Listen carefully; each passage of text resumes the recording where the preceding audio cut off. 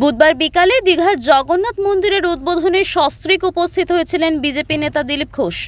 এই ঘটনার পরেই মেদিনীপুরে বিজেপির দলীয় কার্যালয়ে অশান্তির ছবি উঠে এলো। বুধবার রাতে ঠিক 10টা নাগাদ মেদিনীপুর শহরের সিপাহীবাজারে অবস্থিত বিজেপির জেলা কার্যালয়ে তালা ঝুলিয়ে বিক্ষোভ দেখান একদল বিজেপি কর্মী সমর্থক। দিলীপ ঘোষকে দালাল বলে তোপ দেগে ছবিতে জুতোর মালাও পরায় বিজেপি কর্মীরা। একসময় দিলীপ ঘোষের গড় হিসেবে পরিচিত ছিল মেদিনীপুর। ক্ষুব্ধ কর্মী সমর্থকদের বক্তব্য, উনি তৃণমূলের হয়ে কাজ করছেন। এখন আমাদের একটাই স্লোগান, বিজেপি থেকে দিলীপ ঘোষ দূর হটো।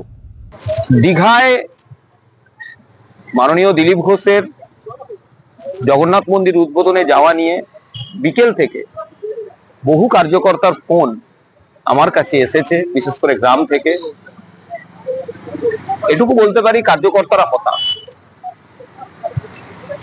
তারা যেটা আমাকে জানিয়েছে যে তারা এটা আশা করে, বাদবাকি কে কোথায় যাবে সেটা তার ব্যক্তিগত ব্যাপার।